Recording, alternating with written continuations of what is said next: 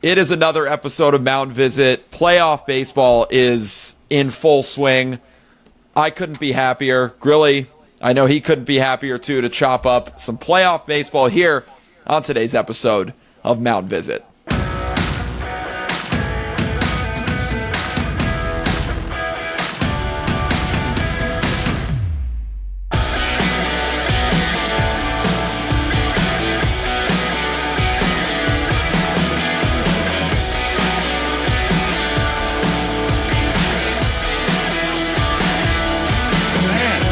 What a night for your Mets. And if you're not a Mets fan, just baseball fan, there's so much to say about that whole situation. I'll give you my perspective from the couch. Cow. Listen, Johnny Gweet's Rock and Ball moment, sponsored to you by Rock and Ball. Free plug on my show, by the way. The Mound Visit that I would like to have. Wait. Before you go into your Mound Visit, because this is... You were telling me all this stuff before we hopped on the air, and it's inside baseball like you've never heard before. But before we do that, give our plug so that our sponsors stay happy. All right. Before you get to hear all this, people, and you're going to want to stay tuned because it's fantastic. Subscribe to the show for free. You can do it on YouTube. You can follow the show wherever you get your podcasts. We're a part of the Believe Podcast Network. Every team, every topic, everywhere. Our friends over with Sean Casey's podcast, The Mayor's Office, they do some great stuff too. We're one of the other baseball podcasts on the platform, so we're excited to be here. We also want to thank our sponsors, of course, Sweet Hand Sports. They're our guys. Batting gloves, golf gloves, caps, the best. Pittsburgh product. Use code MOUNDVISIT10 to get 10% off your first purchase with Sweet Hand Sports. But, yes, now that we got all that out of the way, Thank you, Howard Stern. Thank you, Howard Stern. Baba Booey over here going to say my piece, because how do you contain all that excitement? Oh right? My God. We had to get through the advertisements, and you know what? This is a free show, but soon to be maybe paid, because we're going to have some real, serious drop in advice here for all you kids out there watching. And what a moment for Pete Alonso, the Mets. Hats off to you. Unbelievable. Because, like I said, I think the crowd was razzing him a little bit before then, and he comes up big. He dropped that pop. I mean, just that's what I'm saying. Oh, my God. That's what I'm saying. For that guy to step up, you talk about the mental focus to be in that situation. And what a situation. It was created. And here, I'm going to go back to rewinding what I remember. And just as a former player, to go... The whole stupid thing, I'm locked in. I got my warm-up pitches. Yeah. Williams, dominant all year. One of the best closers in baseball. Easily. Right? Yeah. Okay.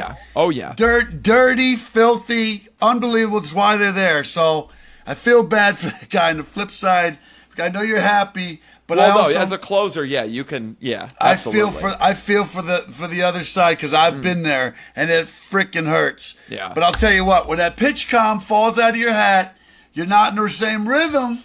So the powers that be, like I said, call it karma, call it God being involved in baseball, call it the baseball gods, the whole thing. He gets out of rhythm. He's got to fix that thing. I find that to be a distraction. Do you think that was part of it? I'm not making excuses. Okay, I'm just going to give you facts. That's interesting. Okay, I'm giving you facts that lead up. He just threw his warm-up pitches, right? Yeah. The guy was throwing. He wasn't consistent in the zone. Like, maybe I don't know what your warm-up pitches felt like.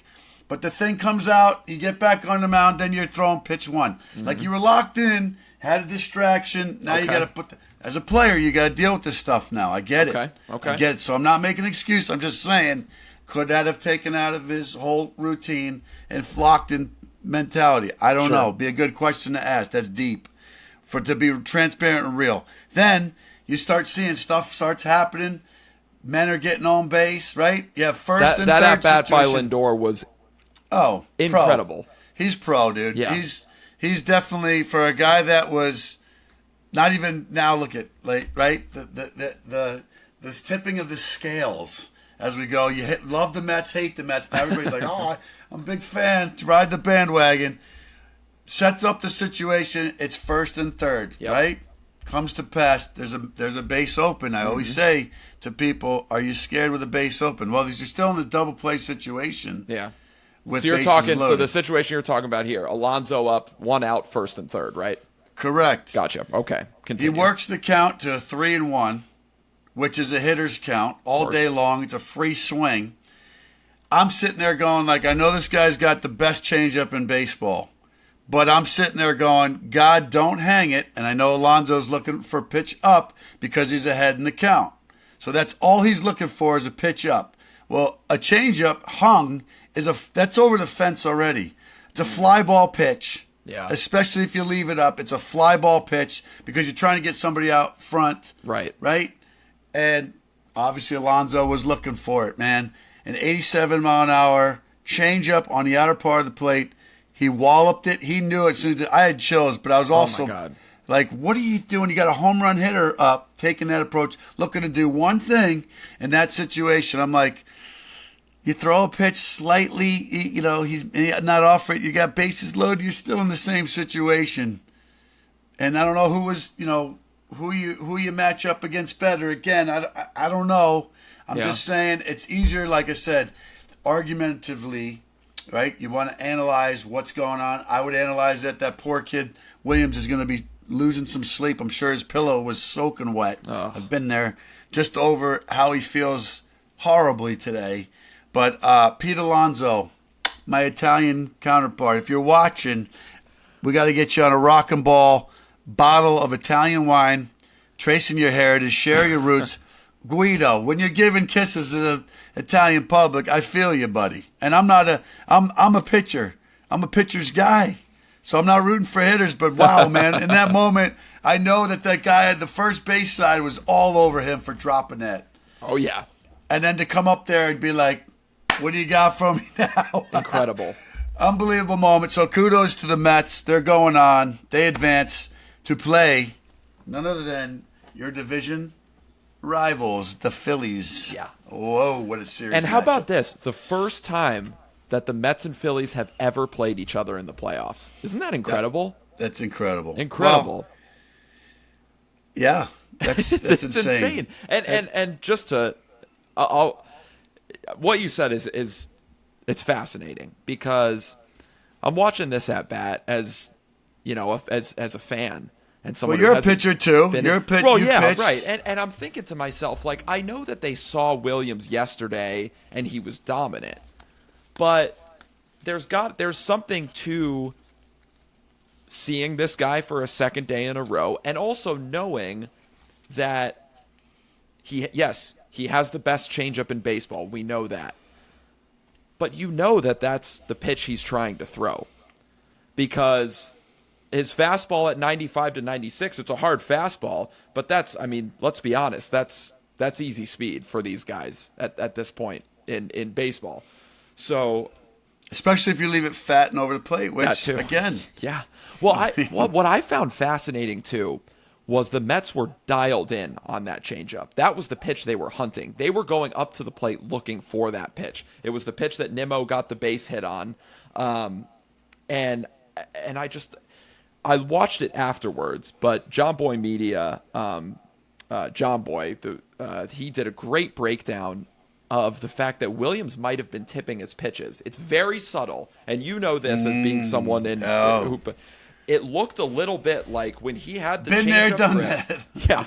Well, when he had the change-up grip, you could kind of see his arm is a little bit more, or when he had the fastball grip, his arm is a little bit more up like this because he's digging into that fastball. When he had the changeup, he's leaving more room for his hand, and his glove, it was a little lower, and the glove was a little bit, just a little bit. I don't know if that was what the hitters saw. I gotta guess that there's somebody on the bench who pointed that out because they were hunting that changeup going up to the plate. If you're guessing and you're guessing right, and obviously if they played favorably, then maybe they were onto something there. Yeah. And those are the things, man. I mean, we got slow motion video, high resolution video that you can break down, pick up these subtleties right in the behind the dugout. They go down in the tunnel, and these guys are watching videos, and they're using their iPads to break down stuff to go, damn, okay. I mean, these guys are so locked in, so in tuned to make these adjustments, and that's it. There's a lot at stake. There's a lot on the line, man, and to advance and to go on. I mean, Just what from it's all about. From a pride standpoint, Yeah. from a player share standpoint, and from a championship ring, contender chance opportunity point, the Mets are going on, man. And that right there, I want to see how that momentum propels them, because these other teams have been sitting for almost a week, 6 days. What's the last day? The 29th was the last day. I believe five or 6 days. Each of these teams have been sitting there. You're absolutely right. And before we get into that, because that's the next talking point, and it's a fascinating one. But just a few nuggets on that Pete Alonso home run. First player in MLB history to hit a go-ahead home run in the 9th inning of a playoff elimination game. First hitter in MLB history. Incredible. And some of the nuggets on Devin Williams, who you were talking about, that's the first home run that he's allowed on a changeup all season long. Insane. It was one of only 4 home runs that he allowed this entire season. His bread and butter, dude. His bread and butter is right. It hurts. It hurts me, and it's not even me. I was hurt for him, and again, I'm telling you, because I feel that to go all that way, and it's in Milwaukee, and you saw some of the crowd panning. I saw this woman crying because that just, even if you're not in the dirt with your cleats, nails in the dirt, fans, you feel that pain and that emotion. It was 2 outs away from that being me. You know what I mean? It's absurd. We're not doing a show today if the Mets didn't win. You probably would be like, I can't talk. They can't talk. I'm missed off. Journalistic integrity. I got to still do it. But no, it's true. It's insane the way that works. And the last nugget on Williams, that was the first home run that he has ever allowed to the opposite field in his major league career. Well, that there's that little notch out there. If that notch isn't there, that's balls off the wall. Isn't it funny? The game of inches, the way ballparks are made, the whole thing, you could play short, shoulda, coulda, woulda, or, what would have happened if. You can't write a better script, man. This is why the drama of baseball. People say that baseball is boring. Oh, you're absolutely insane and nuts, mind. And you don't get it. Try to get in. That was the first thought that I had watching that game last night. I'm like, there are some people who think baseball is boring. Yeah, they were watching the Falcons Tampa Bay game. I know. Those people were over there watching that. But if you're flipping split screen and you got to see that, that's the whole anticipation. And you know what I love so far about some of these games is it just shows you that, again, these 12-7 ball games, it's not it for me, man. Give me these close 4-2, 3-1, happenings that we're watching. Can I ask you why in the playoffs? Because I feel this from a fan's perspective, and I'd love to know from a player's perspective what you feel as well. But why is it that, that 2-run lead for the Brewers, when they went up 2-0, it might as well have been 10 runs, right? Yeah. Why does it feel that way in the playoffs? Because, like I said, when you know that how good the bullpen has been, you just sit there and go, oh, geez. Yeah. These guys have scripted it. This is how they got there. Yeah. And so you talk about mental toughness. You talk about it just takes one person to set a table and crack that egg to get that momentum going. It takes that one believer in the dugout and that energy to be like, no. And whatever, I will say this too, with Lindor was getting interviewed after the end of the game, and he cut his interview short. I don't know if you saw that, because he wanted to be with his teammates. I teared up watching him go celebrate with his teammates. I got emotional. We talked about this. I'm glad you did, dude. It's awesome. Did, man. I think it's great. Well, I love that we talked about earlier in the year, like, what's the turnaround? Yeah. What's that one guy in the clubhouse, or that one thing that unifies a team to turn it around? Ironically, if you had me guessing, I would have never said the Mets were going to end up where they ended up right now. There's no way. Not. This team was 11 games under 500 at the start of June. Right. They were almost out of it before it started, and I think that was the feeling we had about your Mets. Yeah. But to see whatever, the unification, changing of people willing to do and move spots in the lineup and whatever it took for that organization to get there. They were willing to change stuff up. And when you have everybody buying in and that energy, it's very infectious. It's hard to stop. So I hope for them it continues on. I know that they're going to be up against the big bad Phillies. Oh yeah, that's in Philadelphia. It's going to be It's going to be a wrecking ball. They're going to have to come out of there hoping to split, and we'll see where it goes from there, man. But what another great series matchup, unbelievable, coming up. And that's a great set. Let's move into that. Let's talk about some of these playoff matchups, and we could highlight a couple of the ones that ended earlier. Obviously, the Royals moving on, sweeping the Orioles. Man, yeah, look at that. Those Orioles, man. I tell you, tough. I don't know how you bounce back 2 years in a row, getting swept of disappointment right there. I don't know, but chalk it up to maybe some more experience, and you need to get back to the drawing board. I don't know how you get over that. 2 times during that game they had the bases loaded. One time it was after Mullins hit the home run. They had the bases loaded and nobody out and couldn't push another one across. It was just a. Well, yeah, that's tough just to watch. it. I mean, you can feel look for that fan base too, who've been waiting for a long time for another contending team. So. Yep, and you look at the things that matter. We talk about timely hitting. Yeah. Things that are going to get you out of that situation quick is leaving men on base. Yes, and sir. if you're setting the table and failing to do anything with it, I know everybody wants to be the hero. I think I go back to thinking in 2016 we ran into the Indians. Yeah. Back when they were the Indians. The then Indians. Yep, that's right. We were allowed to say the Indians. Such a horrible word. Our hitters seemed like they were trying to hit 3-run bombs with nobody on base. I think when you start doing the little things, like I said, go back to this game where they were setting the table. Guys are willing to try to work an at bat and get a leadoff walk. You can't do more than what is presented. Right. And you have to take these small chunks. I go on the flip side again. I hate to beat a dead horse and drill this down, but I go, you had a base open. You had a base open, and you didn't use it. Now I know people say, "Well, that's more pressure if you have bases loaded." No, it's not. The only runner you got to worry about are the ones in scoring position, and the guy really at bat. And you have to kind of know yourself, like, what the situation if is. that was you would have preferred to walk him, you think? There's that intentional, unintentional walk. Sure. Oh, because so unless you, I got you. You see what I mean? I got a guy who's a home run hitter. Yeah. He's been in the home run derby. Mm-hmm. All right. I know what he's looking to do in that situation. Right. And if in the back of my mind I say I can't hang this changeup, even if it's out of the zone, it wasn't like it was a changeup right dead center over the plate.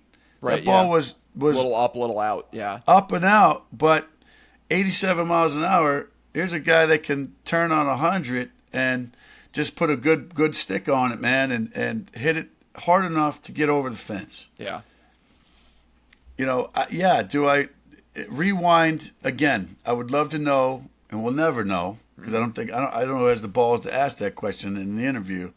If you had to do it all over again, what would you do?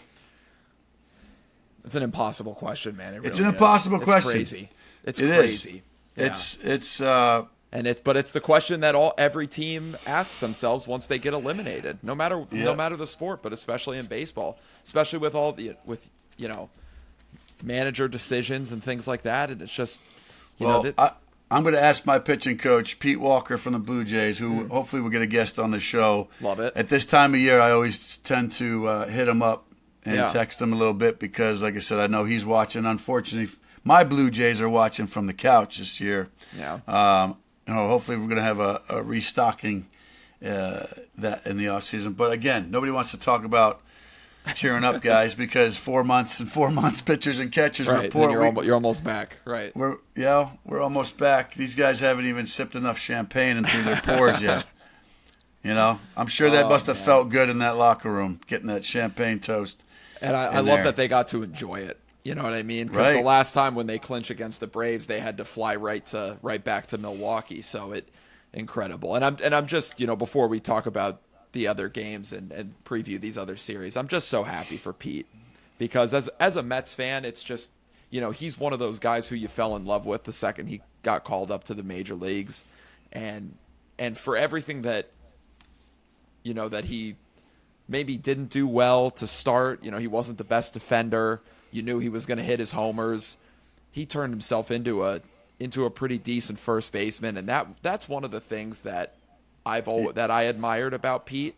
He looked like he trimmed down too, man. He looked like he trimmed down. And he's someone who, no matter what, you could tell is always working as hard as he possibly can to contribute for this team. And I think him being in that situation, getting the opportunity to be in that situation, I think that the team believed him. And I think deep down, no matter how cynical us Mets fans are, and especially after he dropped that pop-up, we're all saying, oh, my God, is this how Pete Alonso's career is going to end? But I'll tell you this.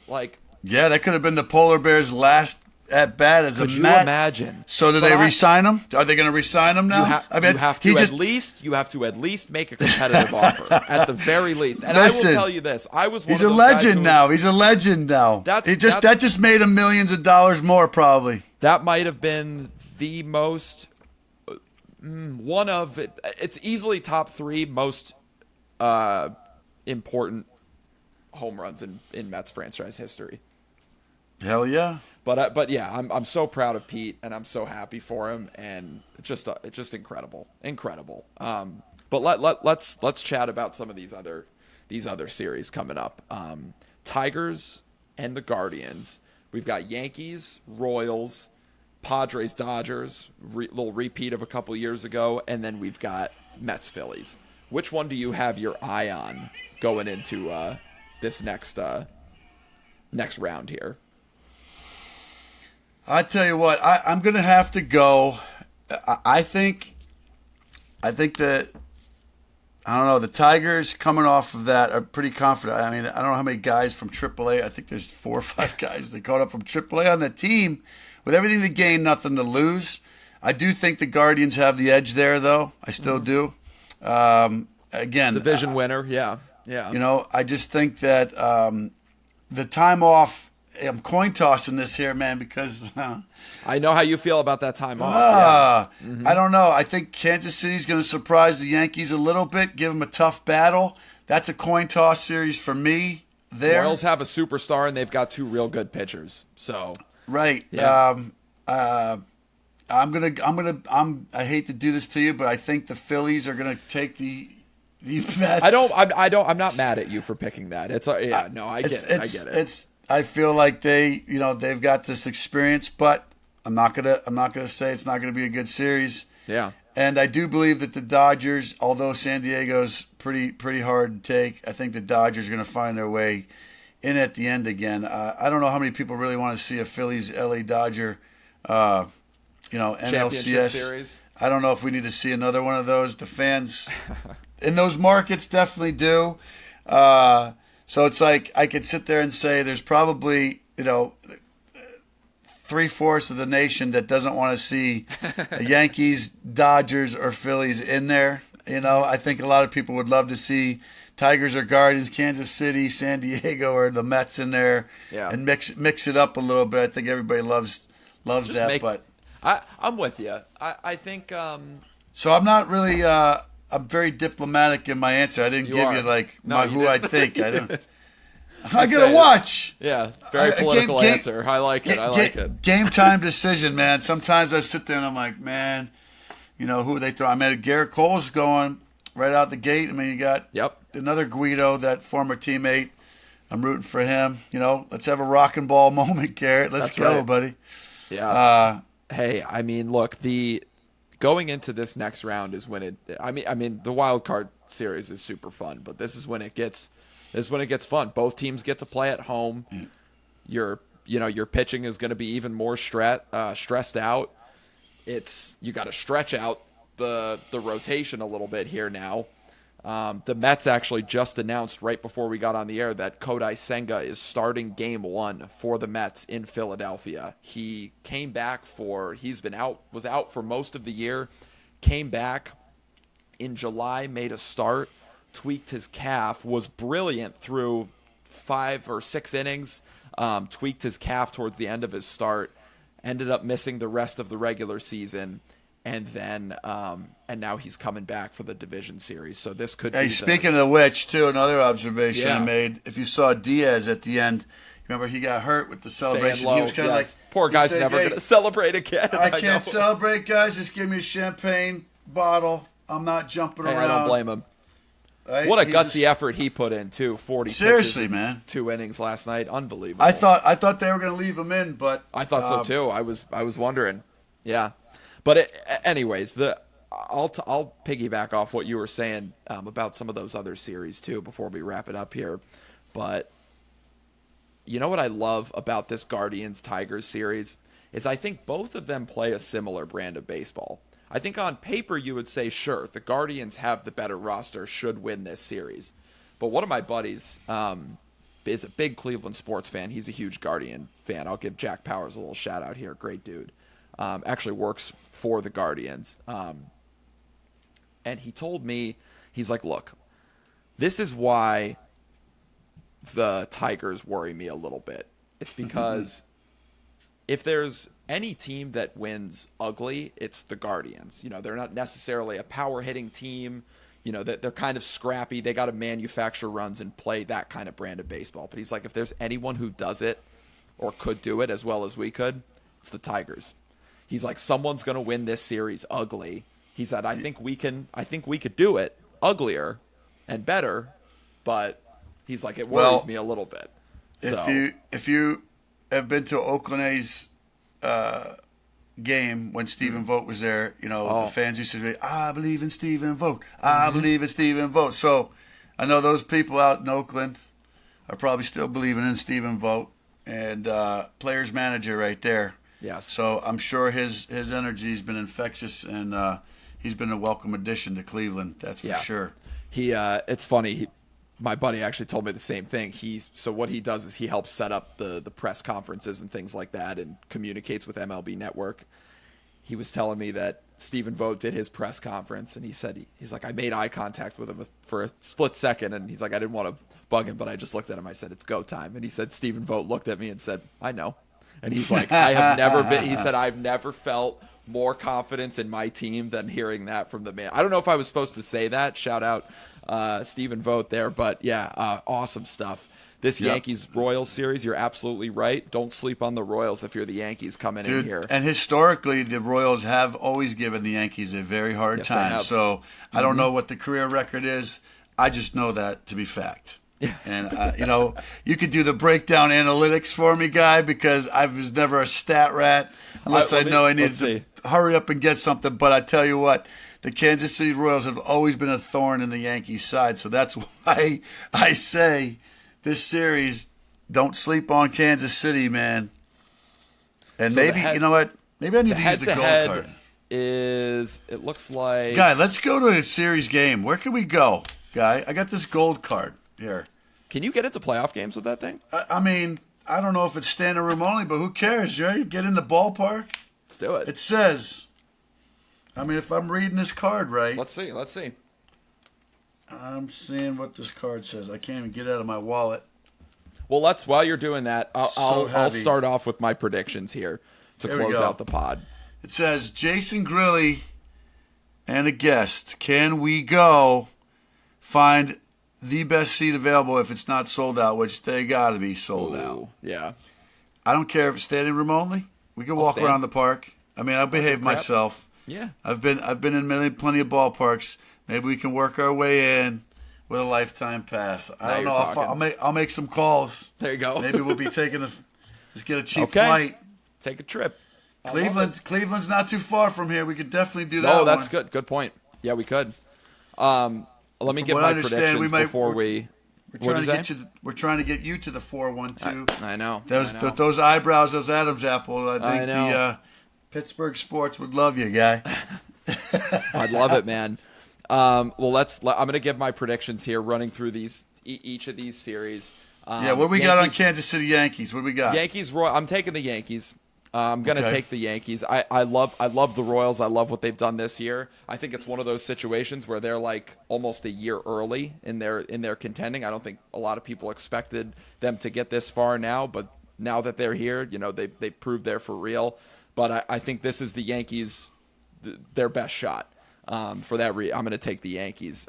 Guardians, Tigers. I'm going chalk here in the AL. I really think the Guardians have this one.